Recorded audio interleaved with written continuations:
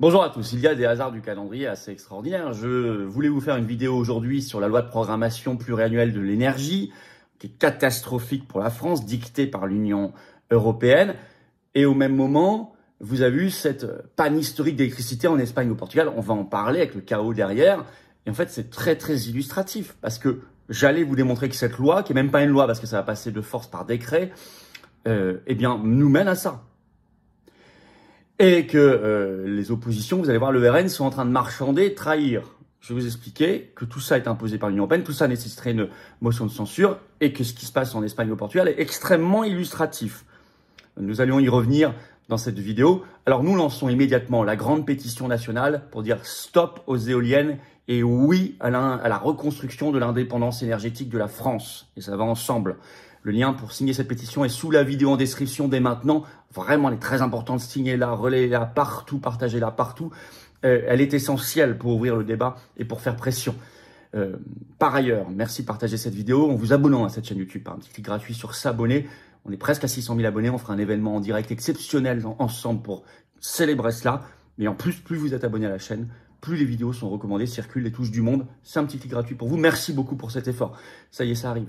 Ce mercredi 30 avril au soir, je suis en réunion publique à Quimper. C'est ouvert à tous, entrée gratuite. Il vous reste quelques heures pour vous inscrire par le lien sous la vidéo en description. J'ai hâte de vous voir. Et samedi 3 mai après-midi, près de Lyon, pareil, réunion publique gratuite. Inscription pour Lyon sous la vidéo en description. Certains me demandent si la veille, le vendredi 2 mai à 19 h, il y aura notre grand direct sur cette chaîne. Bien sûr. Rendez-vous à 19 h ce vendredi 2 mai pour un direct incroyable, je crois, vu l'actualité. Et je prendrai toutes vos questions sur cette chaîne. Évidemment, je vous attends aux patriotes. Je sais qu'il y a beaucoup de gens qui ont de l'amitié pour nous, qui nous soutiennent. Vous savez, nous sommes dans une course folle face à l'oligarchie qui, elle, ne remet pas à demain ses mauvais coups. Alors, c'est vraiment le moment de venir pour vous. Vous avez de l'amitié, vous nous soutenez. Oui, mais nous sommes un mouvement parfaitement indépendant qui n'a pas un euro de financement public et qui fait beaucoup d'actions très concrètes. Encore tout le week-end dernier, on était partout en France, on organisait des manifestations pour la paix, dont la manif nationale qui a rassemblé un monde incroyable, qui a surpris tout le monde à Paris. Mais je ne peux pas faire sans vous. Et vous le savez, ensemble, on va vers la gagne. Alors, c'est le moment, je crois, si vous avez du soutien, de l'amitié pour ce qu'on fait, de nous aider à continuer à faire nos actions. Si on ne peut plus les faire, même par intuition, je pense que tout le monde le comprend, personne ne les fera à notre place. Et il ne se passera plus rien. Et je ne veux pas aller vers ça et je pense qu'on va aller vers de mieux en mieux. Au contraire, tous ensemble, dans le plus grand mouvement souverainiste et de résistance de France qui s'appelle les Patriotes. Je vous attends dès maintenant. Vous pouvez adhérer ou réadhérer par le premier lien sous la vidéo en description. Ou faire un don au mouvement pour nous aider à faire tout ça par le deuxième lien sous la vidéo en description.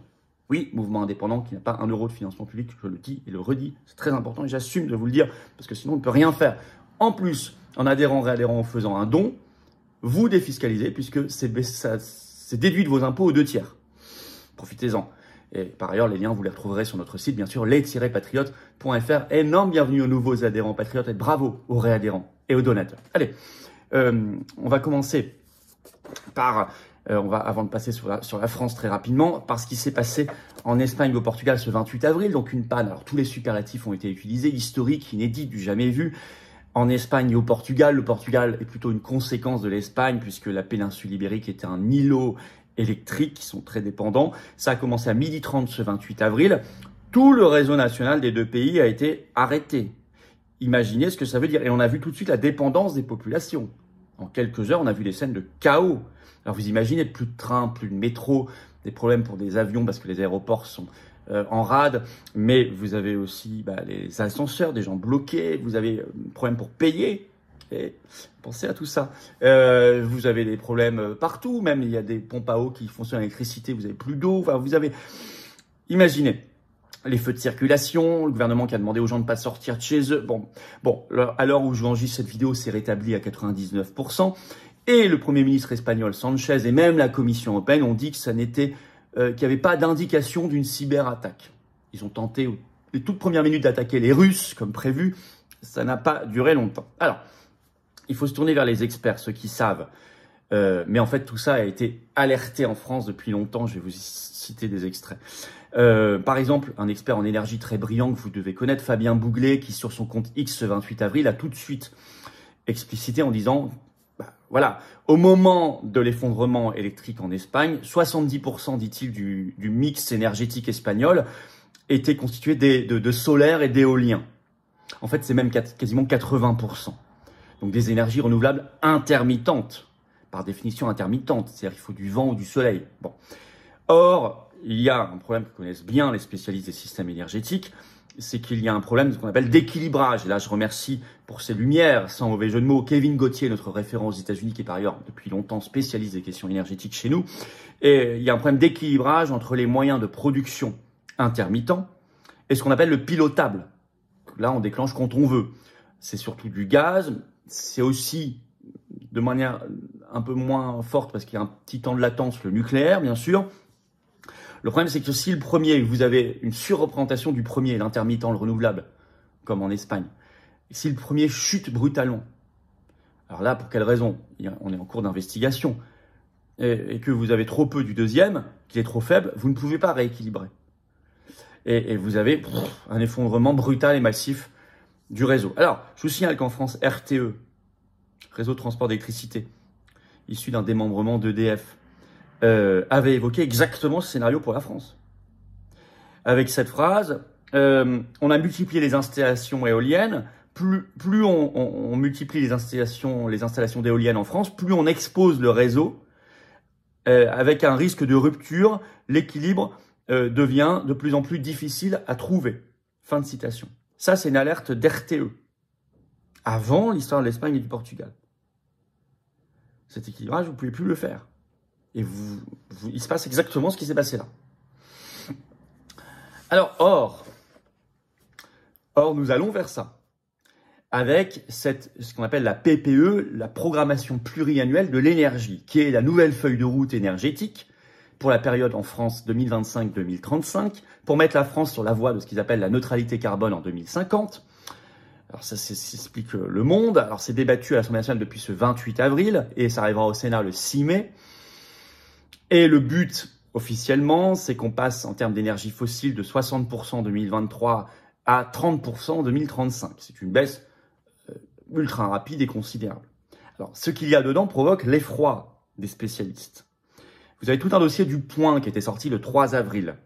Le titre: pourquoi la facture d'électricité des particuliers pourrait doubler d'ici à 2035? Car non seulement ce modèle énergétique qui est en fait exigé par l'Union européenne, je vous explique tout ça dans un instant, va fragiliser le réseau avec le risque qui se passe en Espagne et au Portugal.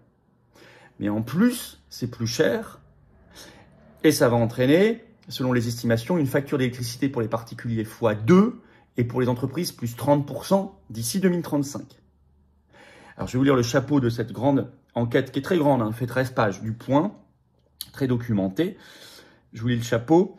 Nucléaire sous-exploité, énergie renouvelable démesurée, prévision irréaliste. Malgré ces incohérences, le gouvernement veut imposer sa nouvelle programmation énergétique par décret, qui prévoit quand même 300 milliards d'euros de dépenses sur 15 ans.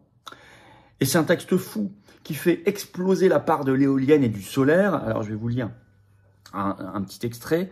Le texte: déclinaison pratique de notre stratégie nationale bas carbone s'inscrit dans le cadre européen du Fit for 55, visant à la réduction de 55% des émissions de gaz à effet de serre entre 1990 et 2030. Pour décarboner dans les délais, la part des énergies fossiles dans le mix énergétique total de la France, actuellement de 60%, devrait être tombée à 30% en 2035, ce que je vous dis.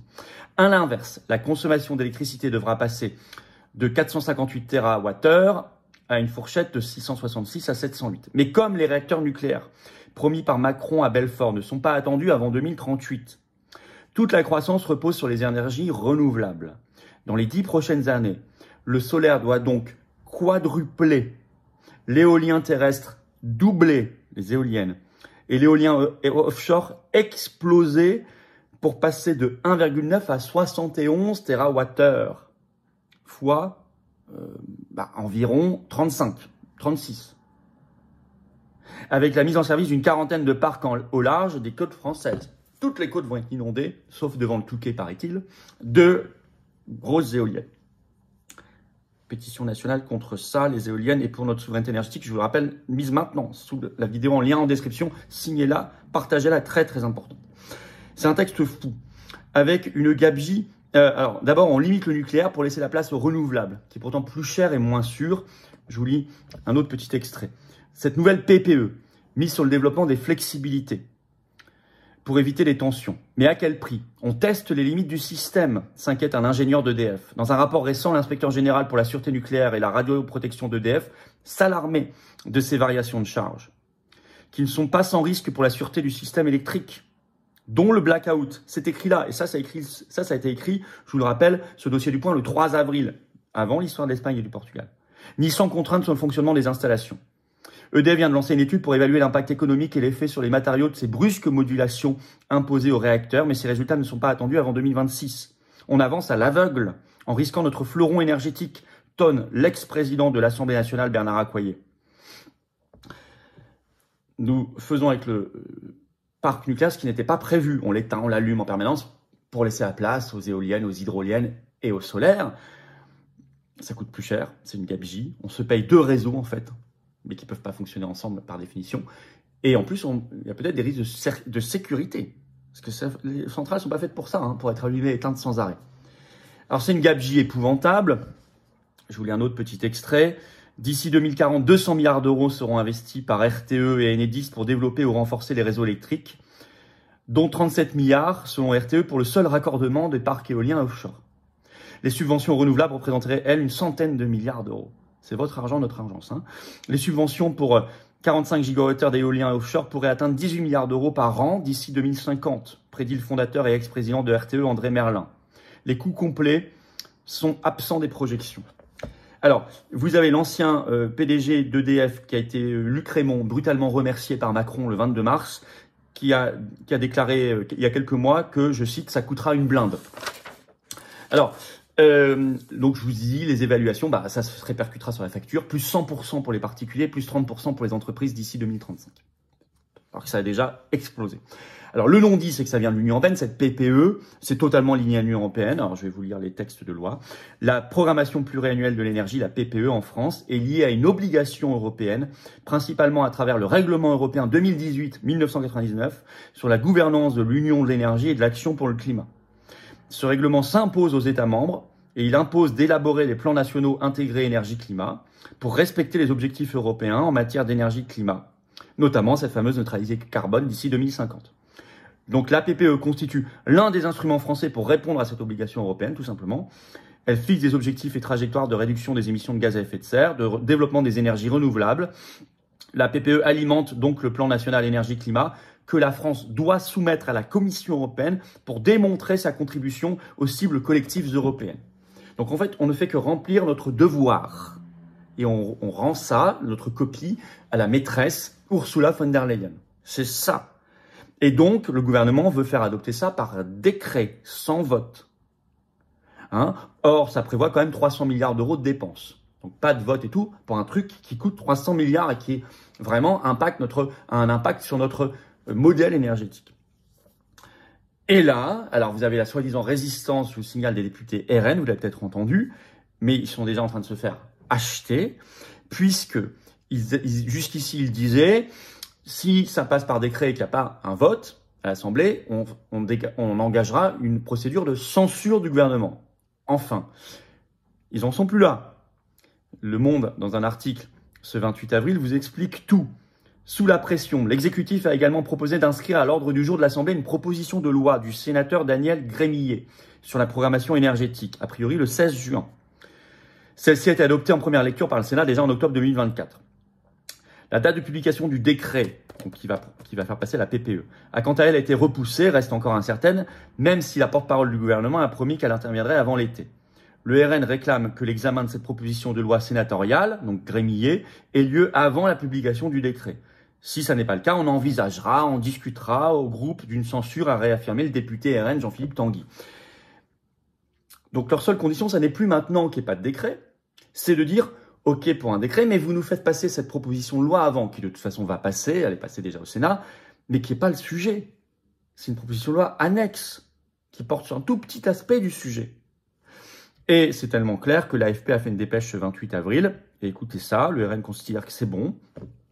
Le Rassemblement national, je cite l'AFP, a de son côté revendiqué une grande victoire politique. Si Marine Le Pen n'était pas intervenue, l'administration aurait adopté ce décret dans le dos du Parlement, a déclaré Jean-Philippe Tanguy. Donc, comme le gouvernement organise un faux débat sur la base de l'article 50-1 de la Constitution, donc un débat avec un vote qui n'a pas de conséquences, enfin, il n'y a même pas de vote en fait, c'est un débat sans vote, mais ça passe quand même par décret, et qu'il y a ce marchandage sur cette petite proposition de loi à côté, le RN en profite pour dire c'est bon, on a gagné, etc. Or non, ils n'ont rien gagné du tout, ça passe par décret, mais ils feront pas la censure. Or, ils devraient faire la censure. Pour ça et pour tellement d'autres raisons, vous me direz, hein, mais ça en particulier. Ça s'appelle du marchandage, ça s'appelle de l'enfumage, parce qu'ils vont tonner en disant on a gagné, ils n'ont rien gagné du tout, ça passera bien par décret, ça passera, c'est une exigence de l'Union européenne, ça ils ne l'expliquent jamais aux Français, heureusement que je suis là pour vous lire les textes européens, le PPE c'est juste une déclinaison, je vous l'ai dit, de l'Union européenne, voilà où on en est. Donc ils n'expliquent rien, ils ne jouent pas leur rôle d'opposition. On leur en veut, je leur en veux énormément, parce qu'on parle là de l'intérêt supérieur de la France et de nos biens stratégiques. Tout ça évidemment mériterait quand même un vrai débat, un vrai vote, enfin c'est incroyable. Même un référendum. On parle de 300 milliards d'euros, on parle d'un modèle énergétique, on parle de ce qui s'est passé en Espagne ou au Portugal. Pétition nationale, stop aux éoliennes, oui à notre souveraineté énergétique, en lien sous la vidéo en description. Maintenant, signez-la, relayez-la partout, inondez-la dans les boîtes de vos députés, etc., y compris RN. Stop au bidouillage, au marchandage. Oui à une motion de censure évidente. Oui au Frexit pour retrouver notre vraie souveraineté énergétique, car l'Union européenne nous la dévore. Et au nom de l'intérêt allemand, la met à la poubelle et nous fait payer plus cher, nous rend moins sûrs avec tous les risques. C'est inadmissible. Et donc, nous désindustrialise derrière. Souveraineté énergétique, Frexit, motion de censure, stop aux éoliennes, oui la souveraineté énergétique, non au marchandage politicien, non à ce bazar. Pétition nationale en lien sous la vidéo en description. Merci de partager cette vidéo en vous abonnant à cette chaîne YouTube par un petit clic gratuit sur s'abonner, ça aidera énormément. Ce vendredi 2 mai à 19h, on est en direct sur cette chaîne, bien sûr. Avant cela, ce 30 avril au soir, je suis en réunion publique à Quimper. C'est entrée gratuite, il vous reste quelques heures pour vous inscrire par le lien sous la vidéo en description. Sous la vidéo en description, vous trouverez également le lien pour la grande réunion publique de ce samedi 3 mai après-midi à Lyon. Inscrivez-vous. J'ai hâte de vous voir partout. Je vous attends aux patriotes. Nous faisons un travail ensemble. Nous faisons l'action concrète dans le rassemblement en proposant la parole à tout le monde. J'ai besoin de vous, nous sommes un mouvement attaqué par les médias, nous sommes un mouvement qui n'a pas 1 euro de financement public, nous sommes le plus grand mouvement souverainiste et de résistance de France dans le rassemblement et l'action concrète en métropole, outre-mer, à l'étranger. Vous pouvez nous rejoindre partout. Ensemble, 2025 est une année extraordinaire qui bouge les lignes. Si on se bouge, ensemble on gagne. Seul on peut rien, ensemble on gagne. Venez dès maintenant. Vous pouvez adhérer ou réadhérer aux Patriotes dès maintenant par le premier lien sous la vidéo en description. Ce lien est également en commentaire épinglé. Une petite fiche sur l'écran maintenant et dans quelques secondes un lien sur l'écran. Choisissez. Vous pouvez faire un don au mouvement par le deuxième lien sous la vidéo en description. Ça permet de financer nos actions. Sinon on ne peut pas. Si on ne les fait pas, personne ne les fera à notre place. Les liens sont également pour adhérer, réadhérer ou faire un don au mouvement sur les-patriotes.fr, notre site. Et tout ça fait baisser vos impôts puisque c'est 2 tiers de défiscalisation. Eh oui, vous mettez 300 euros, ça enlève 200 euros de vos impôts. Vous mettez 20 euros, ça enlève 13,33 euros. Vous mettez 50 euros, ça enlève 33 euros. Vous mettez 3000 euros, ça enlève 2000 euros. Bienvenue aux nouveaux adhérents patriotes. Bravo aux réadhérents et aux donateurs. Et vive la France.